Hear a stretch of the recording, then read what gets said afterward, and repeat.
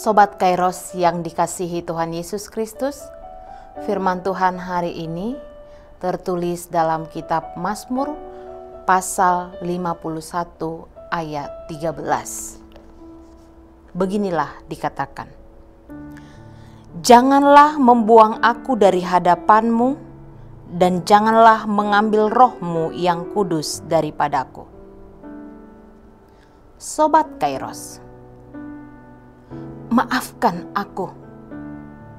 Itu merupakan kata yang sulit untuk kita ucapkan kepada orang yang ada di sekitar kita.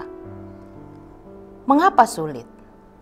Karena ada anggapan dalam kebanyakan orang, kalau mengucapkan kata maafkan aku, akan membuat posisi kita lebih rendah dibandingkan orang lain. Selain itu, sulitnya mengatakan maafkan aku, karena kebanyakan kita selalu merasa benar, dan sehingga kita pun menolak mengatakan maafkan aku, karena merasa tidak bersalah. Mengapa aku harus mengatakan maafkan aku? Kan bukan aku yang bersalah, dan lain sebagainya. Namun sekalipun sulit, kita perlu belajar mengucapkan kata maafkan aku.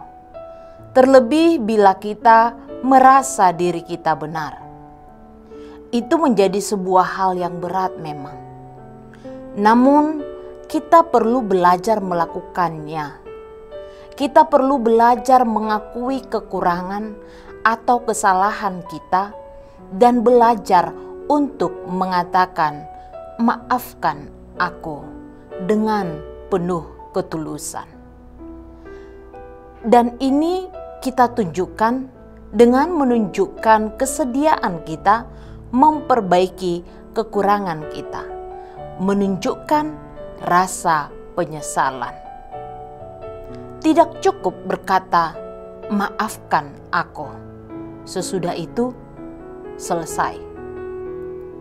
Sobat Kairos, mengakui kesalahan dengan mengatakan maafkan aku secara tulus itu akan dapat memberikan kesembuhan kepada hati kita yang menyatakannya dan kepada orang lain yang menerima pernyataan yang kita sampaikan.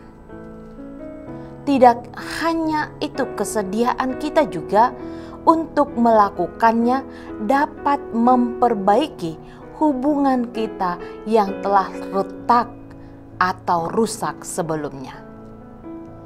Kita bisa berdamai, bahkan membangun hubungan yang lebih baik.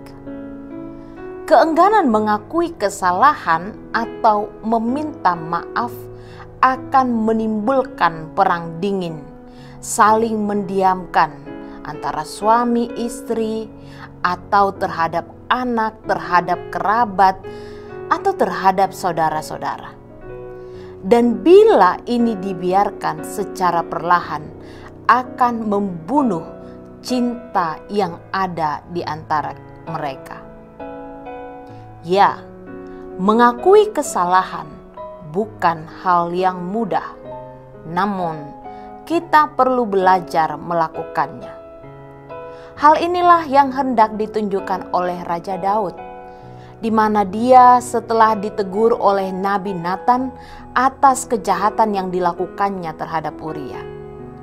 Sebelum teguran itu, Daud tidak menganggap tindakan liciknya menyingkirkan Uria dari Betsheba merupakan sebuah tindakan kejahatan. Selain itu, dia merasa tidak ada yang mengetahui tindakannya, sehingga tidak ada yang perlu ditakutkan. Tapi ternyata Allah mengetahuinya, dan lewat Nathan, Daud mendapatkan teguran. Daud tidak menunjukkan sikap yang reaktif terhadap teguran Nathan. Daud tidak merasa dipermalukan oleh Nathan dengan mengajukan pembelaan dirinya. Sebaliknya, Daud pun tersadar kalau tindakannya adalah tindak kejahatan. Sesungguhnya dengan kekuasaannya sebagai raja adalah hal yang biasa bila Daud memenjarakan atau menghukum Nathan, sebagaimana yang biasa dilakukan oleh para penguasa ketika ada orang-orang yang berani mengkritik atau menegur mereka. Tapi tidak demikian dengan Daud. Dia tidak menggunakan aparat hukum, menggunakan atau menciptakan undang-undang untuk menindak apa yang dilakukan oleh Nabi Nathan. Daud mengakui kesalahannya dan meminta ampun kepada Allah. Daud meminta agar Allah tidak membuangnya dari hadapan Allah dan tidak mencabut roh Allah yang menghidupkan Daud. Dan tindakan Daud itu pada akhirnya berhasil memulihkan hubungan Daud, di mana Daud kemudian dijadikan Allah menjadi raja yang paling ternama dan terbesar dalam catatan sejarah rakyat Israel. Daud juga diberkati dengan kehadiran Salomo, anaknya yang dikaruniai dengan hikmat.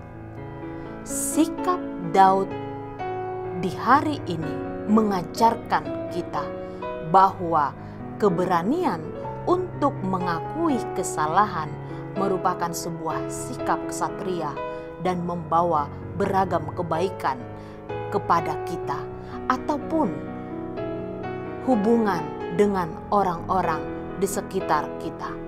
Terlebih dalam memulihkan hubungan kita dengan Allah.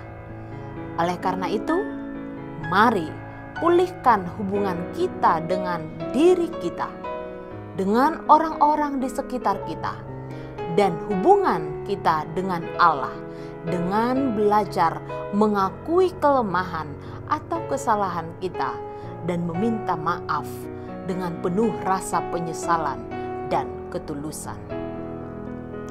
Amin. Selamat beraktivitas Sobat Kairos. Tuhan Yesus memberkati.